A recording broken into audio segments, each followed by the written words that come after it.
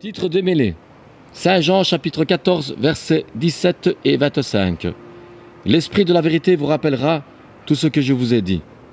Et Matthieu chapitre 21 verset 42. Jésus leur a dit: N'avez-vous jamais lu dans les Écritures: la pierre qu'ont rejetée ceux qui construisaient est devenue la pierre angulaire. C'est l'œuvre du Seigneur et un prodige à nos yeux. La pierre angulaire est la plus importante d'un édifice. Sans elle, l'édifice s'écroule. Maintenant, le premier démêlé. Pourquoi Jésus, fils du Très-Haut et pierre angulaire, a-t-il accepté de pardonner à Ève et Adam et refusé le pardon aux 200 anges du mont Hermon et à Lucifer, malgré leur demande de pardon? Pourquoi comparer Adam et Ève et les anges rebelles? C'est là le nœud de la controverse. Alors, démêlons-le. Pour cela, Sefer Publishing Group sur Internet nous a fait une playlist en 9 épisodes de Fallen Sons of God, Elohim, expliqué en anglais. Je vais à présent vous emmener dans un voyage vérité qui est accompagné de Jésus-Christ, qui est le chemin, la vérité, la vie, Jean 14, chapitre 14, verset 6. Voilà. Le départ, le docteur Pigeon, dans Sefer Publishing Group, l'explique très bien. Mais je vais vous en parler quant à moi avec mes mots. Je vais tenter de vous expliquer. La première question qui me vient à l'esprit: est-ce la victime qui a tout manigancé ou les bourreaux? Sachant qu'Ève n'a rien essayé d'autre que de parler au serpent, et que ce serpent était le plus cunning ou rusé de tous les animaux du jardin. Ève a désobéi à l'ordre de Dieu, mais on ne dit pas qu'elle était rusée ou subtile. La deuxième question: en quoi consistait le fruit beau en apparence présenté par la femme serpent à Ève? Et pourquoi l'a-t-elle accepté? En quoi il consistait? Une pomme, paraît-il. D'autres disent une figue. Autrement dit, rien de bien méchant pour quelqu'un dont l'âge mental ne dépasse pas 12 ou 13 ans. Alors pourquoi dire qu'Ève a péché? Parce qu'elle a désobéi. Étant séduite par Lilith, qui a trouvé les arguments avant de l'hypnotiser, aidée par Shemeyaza et Azazel, anges rebelles à Dieu, flattée et séduite, ils l'ont fait tomber en adoration de sa propre image. C'est l'esprit du narcissisme. Ici, je me suis aidée du pasteur Canyon Preach sur YouTube, qui donne, selon moi, une très bonne explication de l'esprit de narcissisme. Cet esprit nous fait tomber en adoration de nous-mêmes. De là, les gens font des selfies d'eux-mêmes, sont adulés. Mais il y a plus grave. Tous les démons viennent de cet esprit. Le narcissisme est comme une légion de démons. Or, justement, Marie-Madeleine était possédée de 7 démons. Et tous ceux qui ont l'esprit du narcissisme risquent aussi cette possession. Elle subissait la manipulation de ces démons, mind control. C'est pourquoi Jésus lui est venu en aide pour briser cette vanité, ce mind control, qui faisait qu'elle s'auto-adorait et avait l'âme blessée. Seul Jésus et la prière pouvaient la guérir. De grands changements sont survenus alors que Adam et Ève, depuis leur consentement au péché, l'ivraie et le bon gré ont grandi ensemble. Adam et Ève, chassés du paradis, leur bénédiction retirée. D'après Anne-Catherine Emmerich, Dieu s'est alors porté garant du dépôt sacré, c'est-à-dire des chérubins ont gardé l'entrée du paradis. C'est le salut du monde qui est venu de là. Adam et Ève, désormais entrés en relation avec le cercle des esprits rebelles et produisant avec eux l'image du péché, ils conçurent à partir d'eux-mêmes et furent tributaires du sol. Cela entraîna confusion et division, hommes et femmes s'affrontèrent, comme si un propriétaire était subitement lié par ses esclaves et devait combattre contre eux. Les esclaves étant la chair et eux étant les hommes et les femmes. Avant, ils étaient un en Dieu. Après la faute, ils devinrent impurs, égoïstes. Comme si, ayant désobéi, Adam et Ève avaient usurpé à Dieu le pouvoir de créer. Tout sombra dans l'ordre de la matière. Tout changea, se multiplia. Maintenant, chers auditeurs, le nœud de cette controverse est-il enfin démêlé?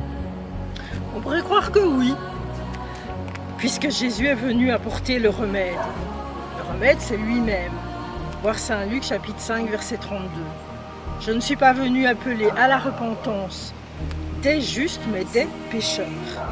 Et il est lui-même le chemin, la vérité, la vie. Jean, chapitre 14, verset 6. Et aussi Galates, chapitre 4, verset 31. Les enfants de l'esclave étant les enfants de la chair. Et depuis Jésus, les enfants de la femme libre sont les enfants du royaume de Dieu. Mais c'est sans compter avec les 200 anges du mont Hermon et leurs serments qui ont emmêlé les situations et mis Dieu dans une grande colère. C'est ce que nous allons voir dans la 7e révélation et toute dernière. On arrive à l'épisode 7 et à la fin. C'est ici que Shemehaza entre en action. Bien qu'initié par Lilith, le péché n'aurait jamais atteint un tel désastre si Shemehaza, grand chef des 200 anges du mont Hermon, tous des hommes, appelés aussi Sons of Elohim, voire Sefer Publishing Group, ne s'étaient mis à faire du grabuge, voir Genèse 6 et Saint Jude, chapitre 1, verset 6. Ils ont fait un serment solennel, initié par Shemehaza et par sa phrase « Je crains de ne devoir pas porter seul la responsabilité d'un si grand péché. » Alors tous ont répondu d'une même voix « Jurons-nous par une mutuelle imprécation de ne pas abandonner ce plan avant de l'avoir mis tous en application. » Ces 200 anges du mont Hermon se sont imposés par la force, après avoir tout manigancé pour être manipulateurs avec Lilith, les têtes du projet. Ces 200 anges sont ceux dont parle saint Paul dans sa première épître au chapitre 16, verset 12, Éphésiens. Car nous n'avons pas lutté contre la chair et le sang, mais contre les dominations, contre les autorités, contre les princes de ce monde de ténèbres, contre les esprits méchants de ces lieux célestes. Ces anges du mont Hermon, il y en avait 10 comme chefs. À part Shemehaza, ayant initié, Kokabel, Tamiel, Ramaël, etc. Et les 10 leaders. Puis 200. Il y eut un combat dans le ciel. Apocalypse chapitre 12, versets 7, 8 et 9. Et le dragon et ses anges combattirent, verset 8. Mais ils ne furent pas plus forts. Et leur place ne fut plus trouvée dans le ciel. Pourquoi? Parce que Satan doit tomber, verset 9. Et il fut précipité, le grand dragon, le serpent ancien appelé le diable, et Satan, celui qui séduit la terre toute, la terre. Il fut précipité sur la terre et ses anges avec lui. Après avoir violé les filles des hommes, on verra ça dans Genèse 6, où j'en parlerai, voyant qu'elles étaient jolies, ils en choisirent, leur enseignèrent tous leurs enchantements, sorcellerie, art de la guerre, etc.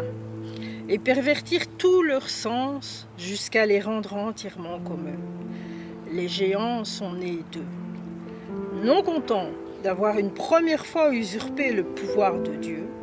Apocalypse chapitre 12, versets 3 et 4. Un autre signe parut encore dans le ciel, un grand dragon. Sa queue entraînait le tiers des anges sur la terre. Nous avons Lucifer ayant entraîné un tiers des anges à sa suite dans sa révolte. Apocalypse chapitre 12, verset 4, mais aussi Isaïe chapitre 14, verset 12. 2. Il a tenté Ève en Éden, sa logique ne lui permettant pas de voir l'étendue de son abomination. 3. Il s'est mis à faire accepter son abominable plan par les 200 anges du mont Hermon. C'était un complice de Lucifer, qui ont dit d'une même voix, jurons-nous par un mutuel anathème ou imprécation, de ne pas abandonner ce plan, que nous ne l'ayons mis en application. En quoi consistait ce plan? Détrôner le Dieu créateur et sa création. À commencer par Ève qui malheureusement s'est laissée tromper, puis, tout comme Ève au départ, l'humanité ne se doute absolument pas que c'est possible. Humanité distraite par les distractions et autres tentations qui lui sont proposées. De quoi l'humanité semble ne pas se douter? La théorie du complot. Si on leur parle de toute la théorie, ils se bouchent les oreilles. Mais ce n'est pas seulement de cette théorie dont il est question, c'est de la vérité. Jésus n'a-t-il pas dit « La vérité vous affranchira » Jean chapitre 8, verset 32. Jésus n'a-t-il pas dit « Je suis le chemin, la vérité, la vie » Jean chapitre 14, verset 6. Saint Paul n'a-t-il pas dit aux Thessaloniciens 2, chapitre 2, verset 12, afin que tous ceux qui n'ont pas cru à la vérité, mais qui ont pris plaisir à l'injustice, soient condamnés. Donc, l'humanité semble dans sa grande majorité laisser la vérité de côté. Or, il s'agit de comprendre la vérité. Un petit rappel. Genèse chapitre 6. Que s'est-il passé? Des versets 1 au 8, on voit que ça aboutit à Noé, épargné par Dieu lors du déluge dans son arche. Alors, Genèse chapitre 6, verset 1. Lorsque les hommes eurent commencé à se multiplier à la surface de la terre, et que des filles leur furent nées, les fils déchus de Dieu virent que les filles des hommes étaient belles, et ils en prirent pour femmes, parmi toutes celles qu'ils choisirent. Verset 3. Alors l'Éternel dit, « Mon esprit ne contestera pas toujours avec l'homme, car l'homme n'est que chair. » 4. Il y avait des géants sur la terre à cette époque. Vous vous rappelez, les filles des hommes et les suiveurs de Sheméaza. Ce fut aussi le cas après que les fils de Dieu déchus se furent unis aux filles des hommes et qu'elles eurent donné des enfants. Ce furent les célèbres héros de l'Antiquité. Verset 5. L'Éternel vit que les hommes commettaient beaucoup de mal sur la terre et que toutes les pensées de leur cœur se portaient constamment et uniquement vers le mal. Verset 6. L'Éternel regretta d'avoir fait l'homme sur la terre et eut le cœur peiné. 7. L'Éternel dit, j'exterminerai de la surface de la terre l'homme que j'ai créé, depuis l'homme jusqu'au bétail, aux reptiles et aux oiseaux, car je regrette de les avoir faits. Verset 8. Cependant, Noé trouva grâce aux yeux de l'Éternel. Ça, c'est la vérité à propos du déluge au temps de Noé. Ce sont ces mêmes anges déchus du mont Hermon et leurs descendance qui mettent leur plan en action maintenant, comme au jour de Noé. Hybridation d'êtres humains et d'animaux. Mélange sanguin, corruption de l'humanité étant à la tête de la franc-maçonnerie, trafic humain. Ce sont eux qui ont tout initié et qui veulent détrôner Dieu. Et l'humanité corrompue semble accepter dans sa grande majorité, voir Mike fort sur YouTube. Voir aussi Saint Paul, épître 2, Thessaloniciens, chapitre 2, verset 4, nous parle de l'adversaire qui s'élève au-dessus de tout ce qu'on appelle Dieu ou de ce que l'on adore, jusqu'à s'asseoir dans le temple de Dieu, se proclamant lui-même Dieu. L'adversaire, Mais par qui est-il représenté? Voyons. L'Antichrist, dans l'Apocalypse chapitre 13, verset 2. Et je vis l'une de ses têtes, symbole d'un chef d'État, comme blessé à mort. Mais sa blessure mortelle fut guérie. Et toute la terre était dans l'admiration derrière la bête. Plus Apocalypse chapitre 16, verset 13. Et je vis sortir de la bouche du dragon et de la bouche de la bête et de la bouche du faux prophète 3 esprits impurs, semblables à des grenouilles, représentant l'Antichrist ou une série de démons. Et oui, c'est déjà le cas. Nous sommes déjà au jour de Noé, puisque nous sommes le temple de Dieu. Mais nos corps, ils veulent s'en emparer par la force ou par la ruse, acheter pour un verre de bière. Tu rigoles? Et dans l'épître de Paul aux Corinthiens, chapitre 6, verset 20, il est dit: vous avez été rachetés à grand prix. Glorifiez donc Dieu dans votre corps et dans votre esprit, qui appartiennent à Dieu. Or, ces antichrists veulent injecter leur nanotech et leur venin ou ADN souillé dans le temple de Dieu, c'est-à-dire nos corps et nos esprits. Rappelez-vous Jésus le Messie de Nazareth, il y a 2000 ans, est la pierre angulaire sans laquelle aucun édifice ne peut tenir. Or, on vient de voir dans 1 Corinthiens, chapitre 6, verset 20, nous sommes le temple de Dieu, c'est-à-dire son édifice. Il est le chef de notre temple. L'ADN est le matériau utilisé pour la construction de ce temple. Et ces anges rebelles veulent nous détruire en introduisant leur ADN. Matthieu, chapitre 24, verset 37-38. Si on craint Dieu, on ne doit pas les craindre. Gloire à Dieu et à son Fils.